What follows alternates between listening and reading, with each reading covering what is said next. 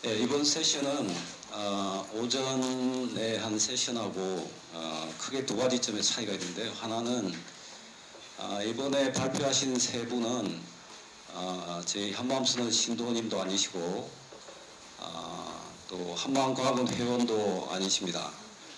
그렇지만 이제 한마음과학원과 또 저와 이제 인연을 맺고 계신 분들인데 대행 스님 가르침에 대해서 깊은 관심을 가지고 연구를 하시는 분들입니다. 또 한 가지는 이제 세션 1, 세션 2에서는 스님 가르침의 어떻게 실천적으로 받아들여지고 있는가, 또는 그것이 다른 사상과 비교해서 어떤 특징이 있는가라는 비교의 어떤 관점이라면, 이번 세션에서는 스님 그 사상 자체를 철학적 또는 과학적 관점에서 조명하는 그런 시간이 될 것 같습니다. 그래서 이제 운영도 조금 다르게 될 건데요. 이제 앞에서는 이제 발표 시간을 20분을 드렸는데, 이번 시간에는 발표자에게 발표 시간을 30분을 드리고, 그다음에 이제 개인 토론 시간은 토론자 5분, 그다음에 대답 5분 이렇게 진행되고, 끝나고 나서 전체 세션 종합 토론은 똑같은 방식으로 1시간 동안 이렇게 시간을 잡아놨습니다. 첫 번째 발표자를 소개해 드리겠습니다. 김원명 교수님이십니다. 박수로 맞아 주시기 바랍니다.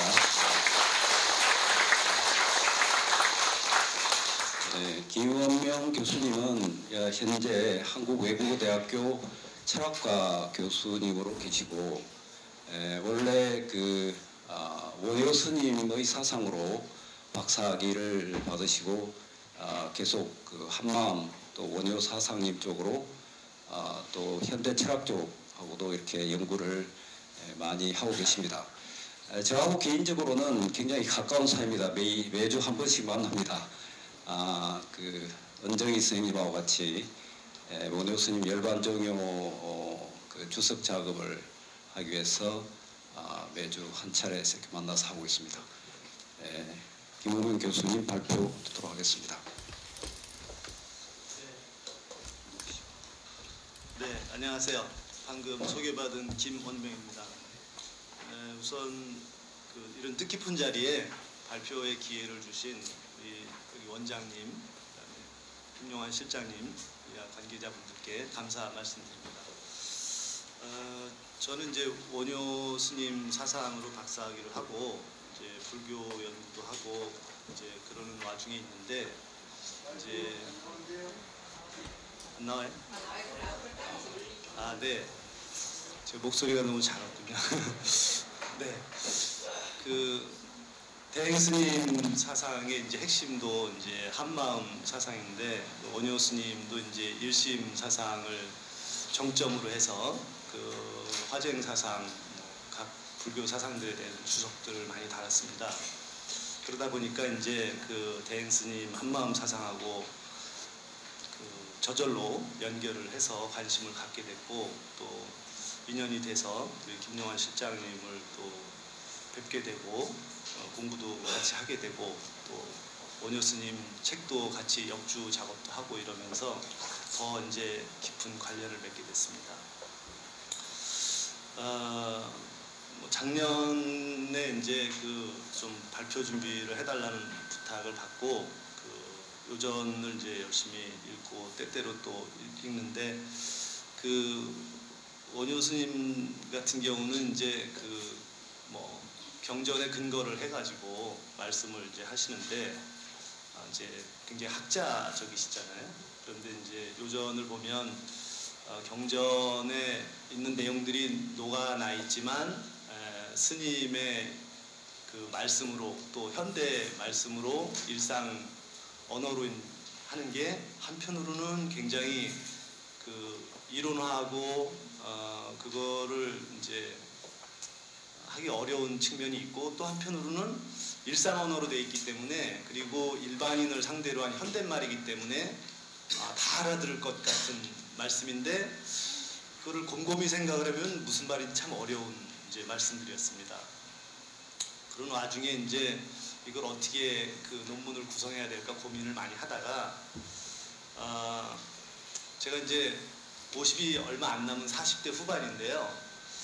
그 유학에서는 이제 공자님께서는 50면 지천명이라고 하는데, 그러니까 1000명을 이제 아는 거죠. 그러니까 자기가 이 세상에 태어난 이유가 도대체 뭔지를 알게 되는 나이인데, 어려서부터 생각을 해보니까 그 늘 궁금했는데 한편으로는 뭐 육아적으로 도가적으로 뭐 알 것 같기도 하고 모를 것 같기도 하면서 뭐 지금까지 왔는데 50을 앞에 두고서 그 생각이 더 이제 불현듯 나는 거예요. 그러면서 내가 이 세상에 태어난 이유가 뭘까? 그리고 제가 이렇게 살고 있는 모습이 또 앞으로 또 어떻게 살아갈 모습이 과연 정해져 있었던 걸까 아닐까에 대한 이제 고민을 실존적으로 이제 하면서 그 요전에서 이제 그 제자들께서 뭐 질문 가운데 이제 팔자나 어떤 뭐 운명이라는 게 있느냐에 대한 이제 대답 같은 것들이 보였고, 그래서 그걸 중심으로 해서 이제 공부를 이제 더 주의 깊게 해보니까 어떤 데는 이제 그 결정이 돼 있는 것처럼 말씀을 하시고 어떤 때는 결정이 안 돼 있는 것처럼 이렇게 말씀을 이제 하시고 그러는 모습들을 이제 발견할 수 있었고, 그래서 이제 과연 운명이나 팔자라는 게 결정되어 있는가에 대해서 우선 있다는 측면의 말씀들이 뭔지를 찾았고요. 또 그렇지 않다라는 측면의 말씀들을 좀 찾고, 그런데 사실은 이 두 가지가 서로 반대되는 얘기처럼 보이잖아요. 근데 이 두 가지가 어떻게 조화를 이루고 이해될 수 있을까? 이제 한마음 사상 내에서 대행스님의 그 사상 내에서 그거를 이제 고민을 하고 그거를 해결하려고 이제 쭉 찾으면서 이제 글을 쓰고 그랬는데 한 80~90%는 거의 이제 대행스님 한마음 사상으로 이해가 이제 됐습니다. 그렇지만 아직 여전히 이제 그 중요한 부분들을 발표할 수준으로 못 만든 부분들이 있어서 그런 점들은 이제 과제로 삼고서 앞으로 잘 정리를 더 하도록 노력을 하겠습니다. 그래서 이제 그 내용을 일단 들어가고요. 중간에 이제 스킵할 부분들은 그냥 넘어가도록 하겠습니다. 우선 261쪽의 본문을 보도록 하겠습니다.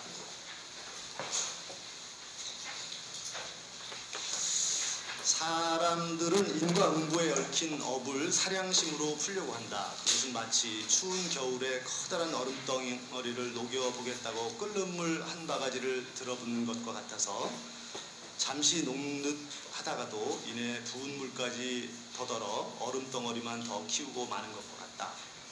그래서 요전에서 이제 스님이 하신 말씀으로부터 시작을 하면서 반성을 좀 해보게 됐습니다. 발표에 들어가기에 앞서 본 연구가 사량심으로 풀려고 하는데 지나지 않을까 하는 고민과 반성을 하였습니다. 이런 고민과 반성 또한 사량심으로 하는 것일 것입니다. 이런 연구가 우리 자신의 삶의 지혜를 깊게 하기보다 앞에서도 대행스님이 요전에서 밝히고 있듯이 어리석음이 덧붙어 어리석음을 더 키우게 되지 않을까 우려하는 마음이 앞섭니다. 그러나 어리석음은 지혜의 다른 나툼임을 모르지 않습니다. 제가 이해하기로는 한편으로는 이제 이런 뜻이 있는 것 같습니다. 우리가 어리석은 길을 가다가 지혜의 길을 함께 가고 있음을 발견하기를 기대하면서 본 이야기를 따라가 보도록 하겠습니다. 그리고 결국에는 다시 풀을 던져버리고 텅 빈 마음의 근본자리로 돌아가 보겠습니다. 팔자 운명은 있는 것인가 없는 것인가? 본 연구에서는 이를 대행스님의 한마음 사상에서 개인의 삶이 자신의 의지에 의해 결정되는 것인지 아니면 지나온 과거의 업력에 의해 결정되어 있는 것인지를 밝히는 것으로 말을 바꾸어 보고자 합니다. 논자가 이를 문제시하는 이유는 이것은 논자의 관심이기도 하고 우리 일반 사람들의 관심이기도 하기 때문입니다. 그런데 이에 대해 대행스님의 법문에서는 개인의 삶이 현재 자신의 의지에 의해 결정되는 것으로 보이는 측면이 있는가 하면 과거의 업력에 의해 결정되어 있는 것으로 보이는 측면도 동시에 있는 것처럼 보입니다. 그래서 이를 보다 분명히 이해하여 둘 사이의 차이와 어긋남은 어떻게 해소될 수 있는지 밝히고자 합니다. 이를 통해 한마음 사상을 보다 잘 이해하여 개인들의 근원적인 삶의 길을 찾아 올바른 삶의 길을 가는 데 도움을 주고자 합니다. 이 결정론과 자유의지의 문제는 불교 사상적으로 그리고 서양 철학의 전통에서도 아주 오래되었으면서도 아직 결정적으로 해결되지 않은 것처럼 보입니다. 논자가 보기에 결정론은 윤회론, 업론, 인과론, 아뢰아식론 등과 같은 것들이 연관되어 있는 주제이고 자유의지론은 무아론, 열반론, 공사상, 한마음사상 등과 같은 것들이 연관된 주제가 될 것으로 보입니다. 본 주제 이해를 위해 위 논의들이 같이 논의될 수 있을 것입니다. 그리고 서양 철학적으로는 자유지론과 결정론, 그리고 이들 사이에 양립가능론과 양립불가론 등의 오랜 논의들이 있어 왔습니다. 본 논의가 이 문제들의 새로운 지평을 여는데 기여할 수도 있을 것입니다. 그러나 본 연구는 불교와 서양 전통의 철학적 논의들과의 연관 속에서 기존 논의를 해결하거나 도움을 직접적으로 주고자 하는 데까지 그 연구가 기획된 것은 아닙니다. 내용은 다음과 같이 요약될 수 있을 것입니다. 첫째, 개인의 삶이 결정되어 있어 선택할 수 없는 것처럼 보이게 하는 내용들을 찾아 정리하고 이를 이해하고자 합니다.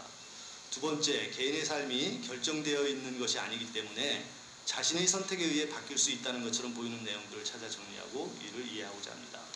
셋째, 앞에 두 내용이 서로 어긋나는 바, 이 어긋나는 것들이 병존하는 이유가 무엇인지, 그리고 어떻게 이 어긋난 바들을 회통할 수 있는 것인지, 회통의 근거는 무엇인지 등의 내용들을 찾아 이해해보고자 합니다.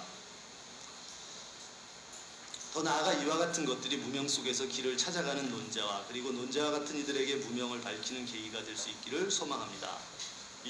개인의 삶은 결정되어 있어 선택할 수 없다. 불교에서는 많은 교설이 상존합니다. 어느 한두 가지로 요약해 단언하기에는 어려움이 있지만 최근 논자가 관심 갖게 된 대표적인 내용 두 가지를 들어보고자 합니다. 우선 인과적 결정론입니다. 인과적 결정론은 과거의 업이 현재의 업력을 구성하고 이에 의해 현재가 결정되고 현재의 업에 의해 그 힘이 미래에 영향을 주어 미래가 결정된다는 것입니다. 즉 흔히 속세에서 하는 말로 우리는 모두 각자의 팔자 운명이라는 게 있다는 것입니다. 논자가 보기에 불교에서의 업력에 의한 인과적 결정론이 유럽 전통에서의 물리적 결정론과 동일하지는 않지만 많은 면에서 시사점을 줄 수는 있을 것입니다. 그리고 우리가 지금 여기서 하려는 대행스님의 본문에 나타나는 결정론적 언급을 살펴보고 그것이 어떤 면에서 결정론적인지 살펴보자 합니다. 대행스님의 본문에서는 업력의 저장소로서의 장식이라고도 하는 아뢰아식을 상정하는 것처럼 보이는 용어들이 보입니다. 컴퓨터, 유전자, 혹은 무전자 같은 용어들이 이해가 될 수 있습니다. 예를 들어 컴퓨터에 입력이 되어 있는 것이 그대로 나오는 거니까 와 같은 말들은 컴퓨터에 우리의 행위나 사고, 의지들이 모두 입력이 되고 연을 만나면 즉 그 힘들이 조건을 갖추면 현실적으로 발현된다는 것을 말하는 것입니다. 또 입력이 돼서 나온다는 것을 진짜로 알면 진짜로 믿는 과거, 즉 말하자면 미생물에서부터 자기가 진화돼서 형성돼 왔다면 그만큼 헤아릴 수 없는 숫자도 없는 그런 경과를 겪어 나왔다라고 할 때 헤아릴 수 없는 많은 수로 미생물에서부터 생물로, 생물의 기본적 형태로부터 현재 이르기까지의 무한한 시간을 지나온 모든 종의 진화 과정을 개인의 진화와 동일시하며 그 과정 전체가 입력이 되어 있는 것으로 설명하므로 이런 설명으로 미루어 그 과정 전체가 입력된 현재의 나를 형성하고 있다고 하는 것처럼 보입니다. 또 다음으로 인과응보론입니다. 예를 들어 육도 윤회 중 축생도에서의 업력과 그 습기가 인간도에서도 영향을 미치고 있다고 설명하고 있습니다. 모두 짐승으로 살고 사람으로 살아도 사람답지 못하게 살고 모두가 몰아서 그냥 죽이고 그냥 가서 칼로 그냥 몰려다니면서 죽이고 이렇게 잡아먹고 이렇게 했던 그 습성이 그대로 있기 때문에 그런 문제가 온다. 또 공을 치지 않았더라면 공이 다시 튀어오지를 않을 건데 공을 치니까 다시 튀어오더라. 이건 누구한테 원망할 수도 없고 누구한테 떠담일 수도 없고 누가 대신 알아주는 것도 없고 아주 정확합니다. 사람 사는 게. 등등 이런 것들은 자업자득과 인과응보 등으로 설명되는 말들일 수 있습니다. 그 외에 이제 여러 가지 예들이 있습니다. 일단 넘어가는데요. 좀 독특한 부분은 이제 265쪽에 첫 스님 말씀을 한번 보도록 하겠습니다. 265쪽의 첫 인용문입니다. 과거로부터 인연지어온 업이 세포 하나하나, 위장, 심장, 간장, 소장, 대장, 신장, 척추 등 구석구석에 집을 짓고 소임에 따라 운행하는데 악업은 악으로만 나가는 반면 선업은 또 선업으로만 나간다. 그러니 악이 많고 선이 적으면 마음속에서 몸속에서 악의적인 문제가 수없이 술술 나오게 된다. 하던 일이 잘 안 되게 하고 남을 미워하고 싫어하게 하니 그것이 악행의 원인인 것이다. 악행이라면 남에게 해를 주는 것만 생각하기 쉬우나 항상 둘로 보아 남을 원망하여 내 탓으로 돌릴 줄 모르는 것도 마찬가지라 내가 괴로운 게 악업의 과보인 것이다. 그 다음에 266쪽으로 넘어가겠습니다. 넘어가기 전에 지금 읽은 부분은 제가 왜 읽었느냐 하면 이제 결국에는 이제 업력이 보통 유식학에서는 아뢰야식에 이제 저장이 된다고 보는데, 그래서 어떤 면에서는 윤회의 주체가 아뢰야식일 것처럼 이렇게 생각이 드는데, 지금 보면은 어력이 저장되는 장소가 아뢰야식이라는 어떤 단일한 실체로 지금 설명하고 있지 않은 게 저한테는 굉장히 이게 독특해 보였습니다. 그러니까 세포 하나하나 위장, 심장, 간장, 소장, 대장, 신장, 척추 등 구석구석에 집을 짓고 소임에 따라 운행한다고 그러는데, 그러니까 제 몸 전체에 어떤 단일한 어떤 저장소만을 상정하지 않는다는 점에서 내 몸 전체가 세포 하나하나 또 기관들 다 모두가 온 정도가 아니라 그냥 세포 하나하나가 있는 그대로 다 업력이 저장되는 장소처럼 보이고, 그 세포들마다가 다 자기 활동성을 갖고 있다는 거. 이게 이제 말하자면 기존에 있는 어떤 아뢰야식 사상과 한편으로는 달라 보이는 측면으로 보였습니다. 그래서 굉장히 독특한 측면으로 보였습니다. 그리고 이제 여기에 대한 해석을 어떻게 할 것인가는 아직은 저한테 해결은 안 된 것 같은데, 앞으로는 굉장히 큰 주제를 제가 부여받은 느낌을 받았습니다. 266쪽의 세 번째 단락으로 넘어가겠습니다.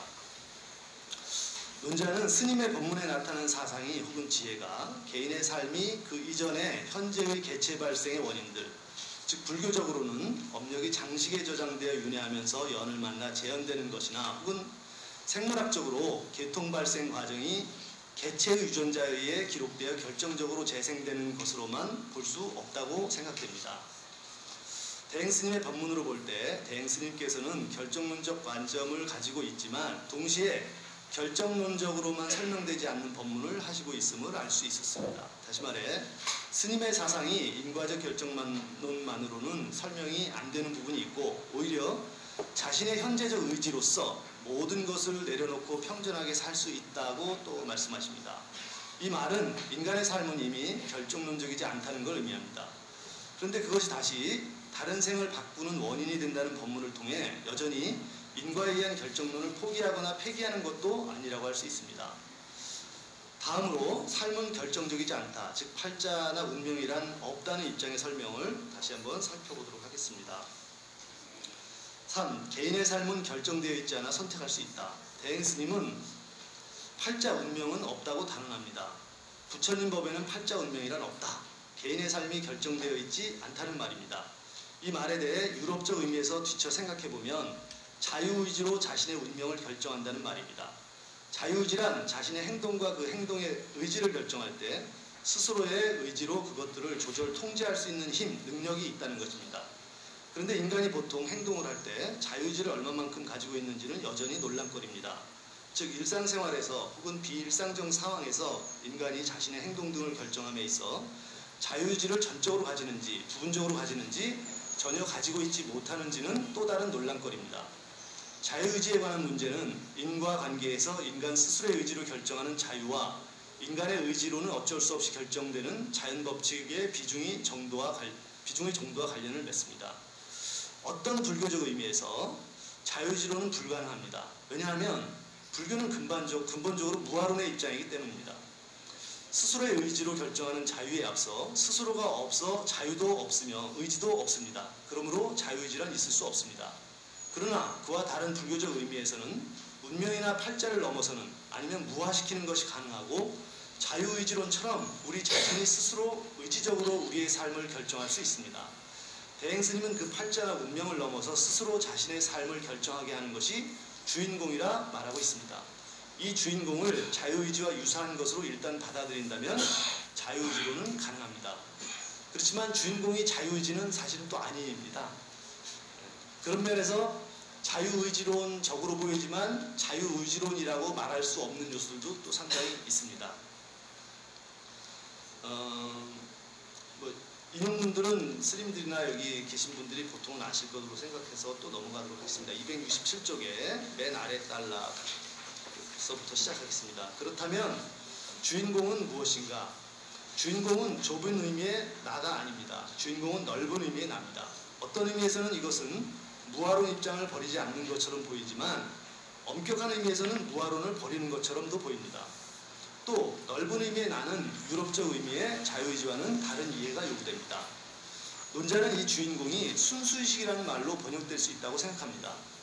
무아론은 일체가 모두 공하다는 것과 같은 맥락에서 이해됩니다. 나는 오온으로 구성된 것입니다. 그러므로 나 자체라는 것은 없습니다. 그런데 나를 구성하는 오온도 모두 공합니다. 그러면 모든 것이 그냥 공합니다. 그런데 그 공한 가운데 그 공함을 관하며 그 관하는 주체도 없는, 즉 무아이면서도 순수한 의식이 있고 그 순수한 의식으로부터 흘러나오는 지혜와 그 지혜의 공덕으로 과거와 현재 미래를 초월하며 모든 인과적 업력을 무아시키고 초월할 수 있게 됩니다. 이는 인과적 결정론과는 다른, 그래서 마치 내 삶을 나 없는 내가 자유롭게 결정할 수 있는 것처럼 보입니다. 물론 이는 유럽적 의미의 자유의지론적인 범주의 설명과도 다른 것 같습니다.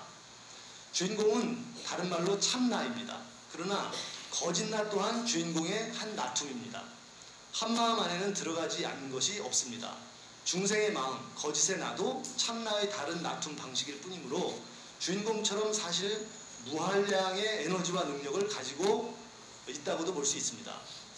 또 그래야지만 또 주인공이 또 가능해집니다. 그러므로 주인공만이 아닌 중생의 마음도 자기 삶을 긍정적으로 감사와 자비의 마음으로 바꿀 수 있고 개척할 수 있습니다.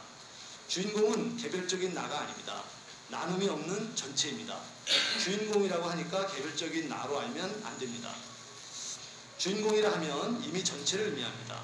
일체법을 감싸고 일체법을 지탱하며 일체법을 불리는 그 자리를 주인공이라 하는 것이니 어찌 내 주인공이니 내 주인공이니 나툼이 있겠는가. 그러니까 서양에서 말하는 자유의지는 개별자의 자유의지인데 주인공은 그런 개별적인 나의 자유의지와는 또 거리가 있기 때문에 이와는 좀 다른 의미라고 볼 수 있습니다. 넓은 의미의 나는 주인공으로서 절실한 대원력을 가지고 있습니다. 절실한 대원력은 자유의지 개념과는 많이 다르게 보입니다. 절실한 대원력은 무엇인가요? 그것은 모든 것이 녹아버리는 용광로와 같습니다. 이 절실한 대원력의 용광로는 자비와 감사의 용광로입니다. 이 속에서는 그 어떤 눈물도 자비로 녹아버리고 그 어떤 아픔도 감사의 마음으로 되살아납니다. 좁은 의미의 나를 고통스럽게 하는 어떤 업이나 환난도 넓은 의미의 나인 주인공 앞에서는 한 점의 눈송이가 스스로 녹듯이 녹아 없어집니다. 주인공은 전통적인 불교에서 쓰이는 말로 번역하면 불성의 다름 아닙니다. 이 내용은 사실은 제가 요약해서 썼지만 뒤에 이제 인용되는 그 스님 그 요전에 나와 있는 내용들을 가지고 쓴 겁니다. 271쪽으로 넘어가겠습니다. 271쪽에 맨 아랫달라 대행스님은 앞서의 입력, 즉 아르야식에 입력된 업식을 모두 없앨 수 있으며 주인공이자 그 업식을 만들어낸 당사자만이 그 인과의 사슬을 벗어날 수 있게 할 수 있다는 것입니다. 그 당사자를 부정하지 않고 있습니다. 그 당사자는 누구인가요?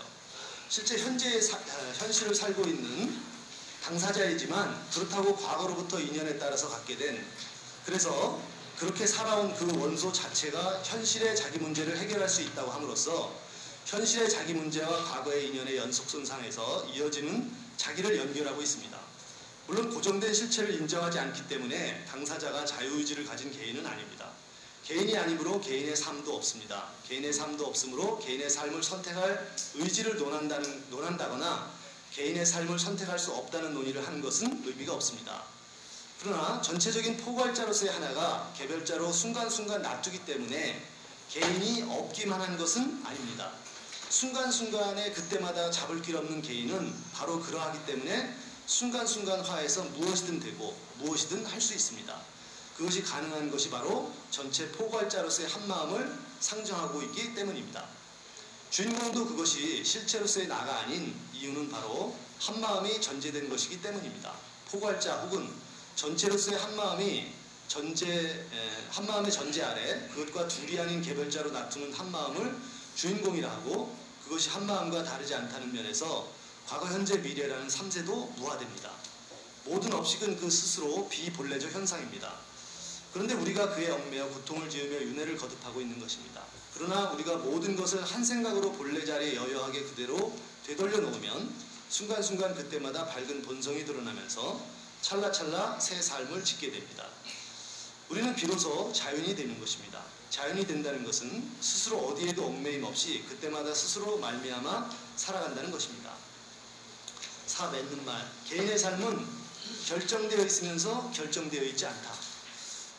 앞에서 이제 개인의 삶이 이제 운명 팔자라는 게 한편으로 업력, 과거에 자기 자신이 지은 업력에 의해서 결정되어 있는 것처럼 보이기도 하지만, 사실은 주인공 자리에 자신을 놓으면서 자유를 획득하고 그때그때마다 자신의 삶을 새롭게 살아가니까 결정되어 있지 않다는 얘기도 나오는데, 전체적으로 그러면 스님의 그 한마음 사상에서는 이 두 가지를 포괄하고 있는 측면이 있다 하는 거를 이제 마지막에 결론적으로 말씀을 드리도록 하겠습니다. 우리는 한편으로 우리 자신의 운명의 굴레를 느낍니다. 그 운명의 굴레는 현재 우리의 삶에서 자신이 지은 업에 따라 애누리 없이 나의 몸과 마음을 이루는 힘들의 지배를 받는 것입니다. 그러나 이것은 비본래적인 것에 얽매여 있는 우리 자신의 한 모습입니다. 또 다른 한편 우리는 우리 본래의 자리로 돌아가 참나인 주인공으로 살면서 본래성을 회복하여 그때마다 순간순간 자연이 된다면 우리 삶에 있어 운명이나 팔자를 무화시키는 것입니다. 스님은 이 가운데 어느 것을 주장한다거나 부장한다기보다 오히려 두 입장들을 서로 모순 없이 이해하고 있으며 그것들을 그때마다 청중에 따라 그에 따라서 맞추어 설명한 것으로 이해해야 합니다. 273쪽에 밑에서 두 번째 단락으로 넘어가겠습니다. 아들 마음과 아버지 마음이 있어서 아버지 마음은 현실에서 내는 수천 수만의 마음, 즉 아들 마음을 내는 마음입니다. 아버지 마음은 여여한 근본의 마음이고 아들 마음은 생사윤회의 근본인이 되는 마음입니다. 아버지 마음으로도 비유되는 여여한 근본의 마음은 생사윤회에 얽매이지 않고 인과에 얽매이지 않는 마음입니다. 아들 마음으로 비유되는 생사윤회의 근본인이 되는 마음은 수천 수만 가지로 나뉘어지는 고통을 받는 현실의 마음입니다.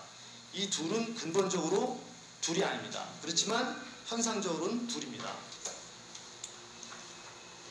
대행 스님은 우리 안에 자기는 이중적인데 하나는 인과의 고리에서 고통받다가 멸망하는 현실적 존재자고 다른 하나는 인과의 고리에서 인과 안에서도 인과를 지켜보면서 인과에 얽매이지 않으며 인과의 소산이 아닌 깨어있는 의식의 참 자기입니다.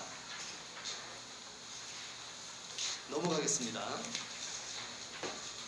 275쪽 두 번째 줄로 가도록 하겠습니다. 스님의 법문은 결정론적인 것처럼 보이면서도 아닌 것처럼도 보입니다. 한 생을 살면서 모든 것을 내려놓고 평전하게 살라는 법문 속에서 삶의 결정적인 면과 비결정적인 면이 공존하고 있다고 말씀하고 있음을 알 수 있습니다. 모든 것을 내려놓아야 오늘과 다른 날을 맞고 이 생과 다른 생을 맞아 살게 된다는 것인데, 그 가운데 과거의 업력의 지배를 받으며 인과적 결정론 가운데 있으면서도 모든 것을 내려놓고 평전하게 살 때 그런 인과적 결정론을 벗어나게 된다는 지적이 한 말씀 속에 동시에 있는 것입니다. 이런 부분들은 이중적으로 보입니다. 이 이중성은 모순율과 배중률이 지배하는 지식으로 볼 때 참지식이 아닙니다. 이 이중성은 모순율과 배중률을 넘어서는 지혜를 통해 다시 비춰지는 공간이자 시간 속에서 재구성되는 것으로 이해해야 온전히 이해됩니다. 과거에 의해 결정된 현재를 무화시키고 공화함으로써 모든 것을 내려놓고 평전하게 삶으로써 과거를 무화하고 미래를 새롭게 만들어가는 현재로 살라는 것으로 이해됩니다. 이 부분은 인과적 결정론에 의해 다른 날과 다른 생에 현재와 다른 차원의 다른 날로 다른 생으로 살게 된다는 것으로 해석됩니다. 지난 세월의 업보에 의해 현재 우리의 삶은 결정되어 있습니다. 그렇지만 그것은 비본래적인 것입니다. 그러나 그것은 실제로 현상하며 업보를 받는 우리의 현실적 삶이 있습니다. 그러나 그것을 짓는 이는 본질적으로 본래적으로 공함으로 짓는 이는 없는 것입니다. 그러므로 그 업보를 무화시키고 업보를 뛰어넘어 여유한 삶이 가능합니다. 그것은 행복한 삶도 아니고 불행한 삶도 아닙니다. 대행스님은 1950년 3월 27일에 3인이 계를 받았는데 그때 삭도를 드신 하남스님과 대행스님과의 대화를 소개해 보겠습니다. 지금 누가 계를 받았느냐? 스님께서 주신 사이 같고 제가 받은 사이가 없습니다. 다만 한 마리 학이 청산의 헐을 날 뿐입니다. 내가 죽어야 너를 보리라. 죽어야 할 나는 어디 있으며 죽여야 할 나는 어디 있습니까? 내 마음은 어디 있느냐? 목마르실 텐데 물 한 잔 드십시오. 내가 자석이요 내가 못이라면 어찌 되겠느냐? 못도 자석이 됩니다. 노스님께서는 무척 기뻐하시며 말씀하셨습니다. 오 기특하도다. 내 법명은 청각이니라. 이제 너의 갈 길을 가라. 개인은 현상입니다. 개인의 삶도 현상입니다. 그런데 그 현상의 실상은 무상과 함께 그 사이를 만들며 사이를 무화시켜가며 현상하고 무화되는 과정에 있는 것입니다. 위에서 기회를 주시는 하남스님과 기회를 받으시는 대행스님은 사이 없는 사이에서 사이를 드러내는 현상을 말씀하시며 현상 없는 무상에서 실상을 현상으로 말씀하고 계신 것입니다. 논자가 보기에 좁은 의미의 나의 삶은 업력으로 결정되어 인과적 결정론의 범주로 설명할 수 있는 측면이 없지 않으나 그 범주에 들어갈 수 없는 요소들 때문에 연기적 결정론이라는 말로 이해하는 것이 더 설명력이 좋다고 생각합니다. 그러나 우리의 삶이 연기적 결정론으로 설명되는 부분은 비본래적 측면입니다. 그러나 연기적 결정론이 비본래적 측면이라 하더라도 본래성으로부터 벗어나 있는 것은 아니며 심지어는 본래성의 다른 납품이기도 합니다. 따라서 연기적 결정론은 어떤 면에서 결정적이지만 다른 면에서는 결정적이지 않습니다. 대행스님의 한마음 사상에서는 어느 한쪽으로 혹은 두 쪽으로 분명히 나누는 것은 현상을 그대로 비추는 것이 아닌 것을 봅니다. 오히려 그 이중성 속에서 돌고 돌아 둘이 상입하는 관계로 봅니다. 그것이 한마음 사상입니다. 또 우리 삶이 연기적 결정론으로도 설명되지 않는 부분이 있습니다.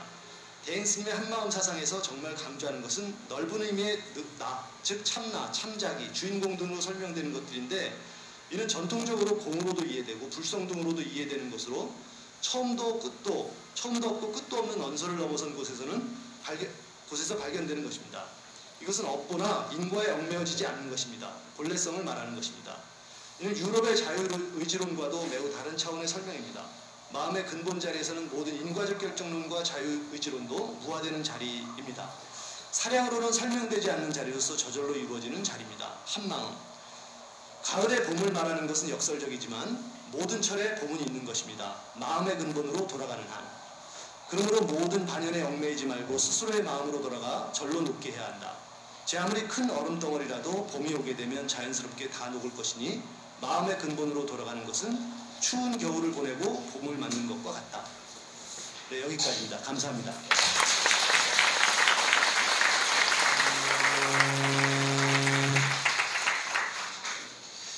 네, 시간을 정확하게 맞춰주셨습니다. 감사합니다. 여기에 대해서 광명성원의 청종 스님께서 토론 발전해 주시겠습니다.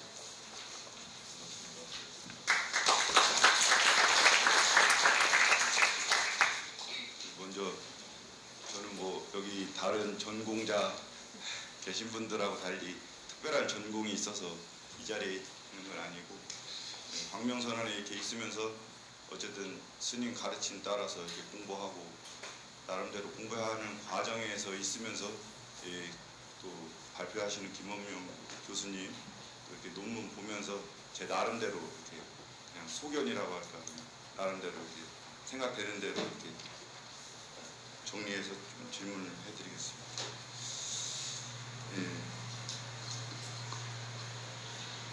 글쎄 다시 한번 이제 큰 스님 가르침 사상을 이렇게 학술제를 통해서 또 여러 전문가들이 여러 가지 이제 주제를 가지고 이렇게 준비하셔서 이렇게 같이 이렇게 생각해보고 듣는 어떤 이런 자리를 이렇게 준비해 주신 여러 이제 노고에 대해서 깊은 감사를 드리고요. 또 어쨌든 오늘 제 짱이 되셨는데 김문명 교수님 또 나름대로 이렇게 또 되게 열렬한 신도는 아니시지만 또 한마음 요전 통해서 공부하시면서 당신 또 전공에 가시는 공부 또 바탕으로 해서 이렇게 정리해서 이렇게 말씀해 주셔서 또 거기에 대해서도 또 감사드립니다. 사실 이제 지금 주제 여기 논문 중에 나오는 주제 그 개인의 팔자 운명이 있는가 없는가, 그런데 항상 이게 느끼지만 여기 이제 많은 스님 법문 요전에서 이제 그 많이 인용을 하셨잖아요. 그래서 사실 그 각자가 갖고 있는 어떤 의문이나 질문이나 어떤 그런 논제에 대해서 그걸 가지고 또 스님 법문을 대하다 보면 결국 그 답이라고 하는 것은 스스로 마음에서 많이 정리가 되는 부분이 있다고 일단은 생각을 합니다. 그래서 아마 지금 이렇게 지금 발표를 하신 과정에서도 이제 스님 법문을 이렇게 각자 이렇게 들으시면서 나름대로 어떤 답은 많이 정리가 됐으리라고 보고요. 그래도 나름대로 이제 저도 이제 읽고 다시 한번 끄집어내서 질문을 드리면 그런 생각을 했습니다. 그러면은 이렇게 개인의 어떤 삶이 결정되고 안 결정되고 하는 부분에서만 국한되는 게 아니라 어떤 그 여기서 많이 이렇게 말씀되는 어떤 업이라든지 윤회라든지 어떤 이런 부분의 어떤 그 의미는 무엇일까? 그래서 저 나름대로 그런 부분에 대해서 의미를 갖고 저도 그래서 이제 질문자이면서도 스님의 법문을 많이 인용을 했어요. 그래서 요전에서 윤회와 진화 부분에 대해서 거기서 이제 많은 부분을 이제 인용을 했고, 그래서 한번 살펴보겠습니다. 그래서 279페이지 중간에 물론 이제 대행 스님의 말씀에서는 보면 이 마음의 도리를 모르고 옷을 벗는다면 눈도 없고 귀도 없으니 식만 있지 분별이 없다. 또 일체 만물 만생이 다 불성은 있으나 살아온 습과 인과로 인해서 자기 차원이 무슨 차원인지도 모른 채 그 차원대로 살게 된다.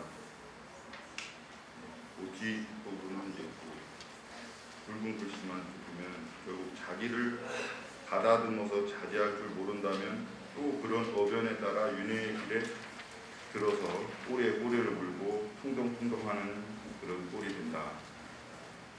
그리고 또 진화가 어떤 좋은 쪽으로만 되는 부분이 아니고 그 반대의 부분으로도 이 사람이 진화되어 태어났는데 사람의 궤도를 지키는 게 도리이면서도 그렇지 못하고 옛날에 살던 습을 놓지 못하면 다시 퇴화하게도 된다. 그리고 이제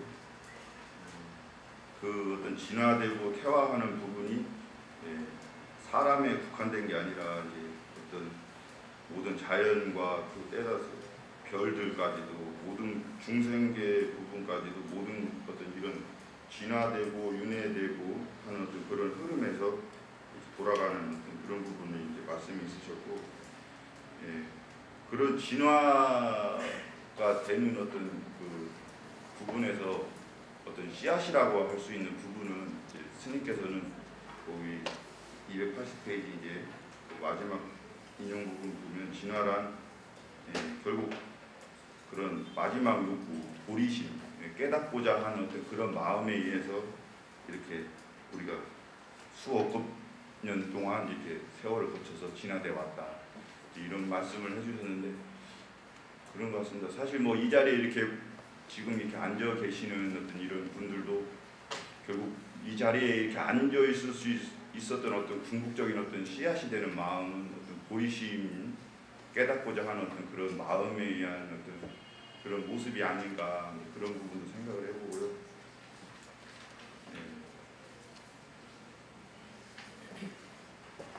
그래서 뭐 제가 특별히 전공자가 아니기 때문에 이제 아무래도 이런 이제 스님의 말씀과 이런 어떤 논제를 통해서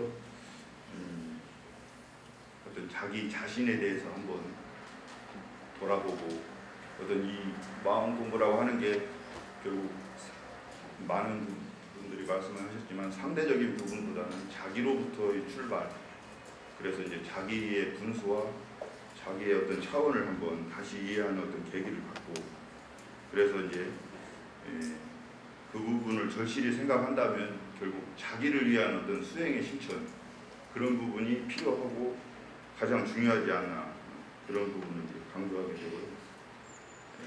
그래서 어쨌든 이런 부분들을 다시 한번 좀 생각할 수 있는 계기가 돼서 더불어 이제 감사드리고 끝으로 한번 질문을 하나 드리겠습니다. 앞서도 이제 지금 김웅민 교수님의 어떤 그 쭉 풀어나가시는 부분 중에서 어쨌든 궁극적인 어떤 포인트가 이제 한마음이라는 부분하고 주인공이라고 하는 부분을 통해서 개인의 어떤 개인이라고 하는 부분의 어떤 이해하고 이제 그런 삶의 어떤 어휘를 이해하는 부분의 어떤 키워드가 되는데 사실 그 어떤 초기 불교라고 하는 그 무아를 얘기하면서도 무아인 어떤 그런 상황에서 어떻게 윤회하는 실체가 있느냐 이런 부분을 많이 질문들을 갖고 있는데 이 부분에 대해서 이제 다시 한번 한마음 주인공이라고 하는 부분을 이렇게 전제해서 풀어서 말씀해 주셨듯이 이제 한번 다시 한번 정리 말씀해 주시면 감사하겠습니다.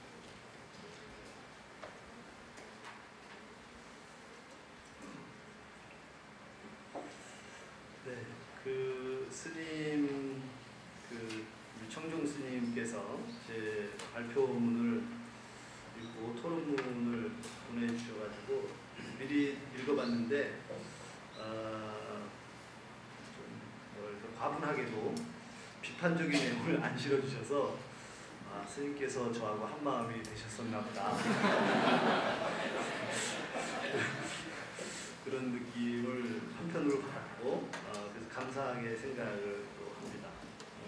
근데 이제 토론문을 보면 이제 마지막에 이제 그런 말씀을 해주셨습니다.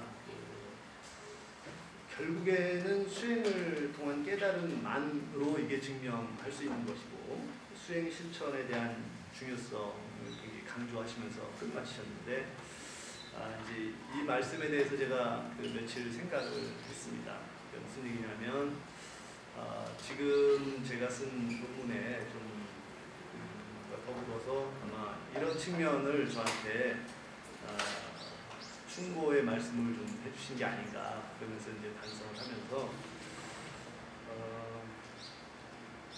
실천 수행 또는 수행 실천에 뭐가 있을까 이런 고민을 이제 했는데 어쨌든 그 논문하고는 직접적으로 지금 연관해서 대답드릴 말씀은 별로 없어서 말씀을 이제 못하고 지금 그 무아 윤회 질문하신 것 같습니다. 그거를 지금 발표문과 연관해서 그러면 어떻게 생각을 하느냐 이런 말씀하신 것 같습니다. 초기 경전 뭐 제가 연구자가 아니기 때문에 학문적인 권위를 가지고 말씀드리긴 어렵지만 그래도 이제 초기 경전 연구자들을 통해서 서로 배운 바로는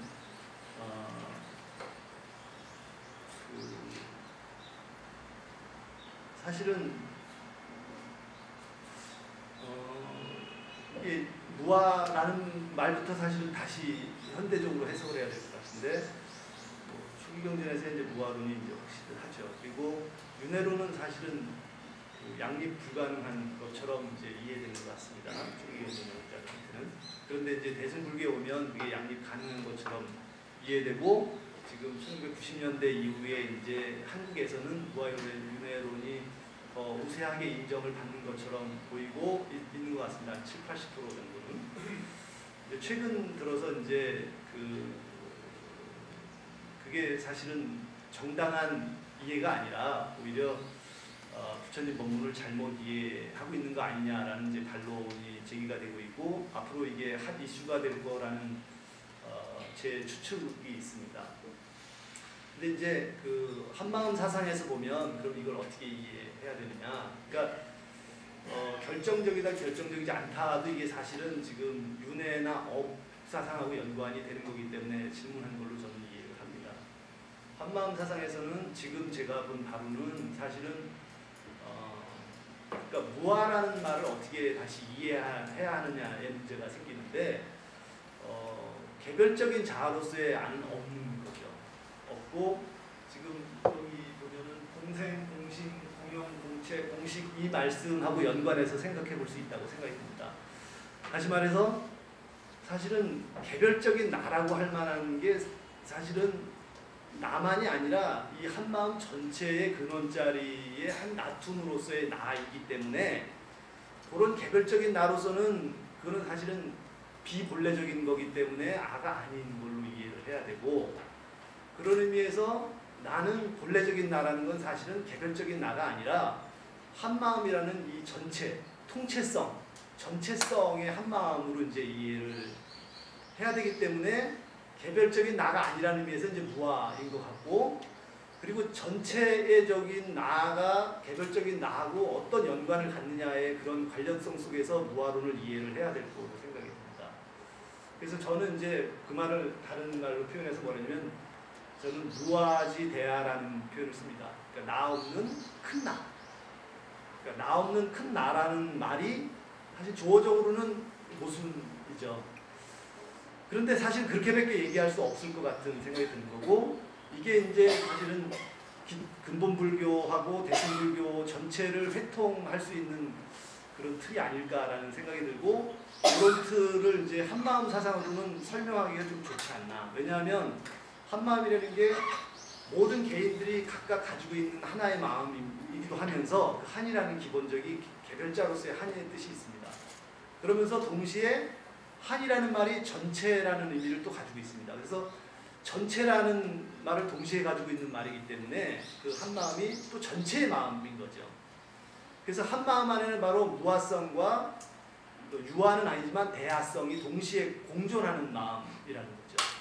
그런 면에서 이제 무아를 그런 방식으로 이해를 하면, 그러니까 윤의 문제도 사실은 개별적인 자아가 아직 사라지지 않았을 때는 이제 윤회를 한다는 거고, 그게 사라지면 이제 윤회가 끝나는 거로 된다고 이렇게 이해를 하면 지금 설명과 연관해서 설명이 되지 않을까 그렇게 생각합니다. 네, 감사합니다.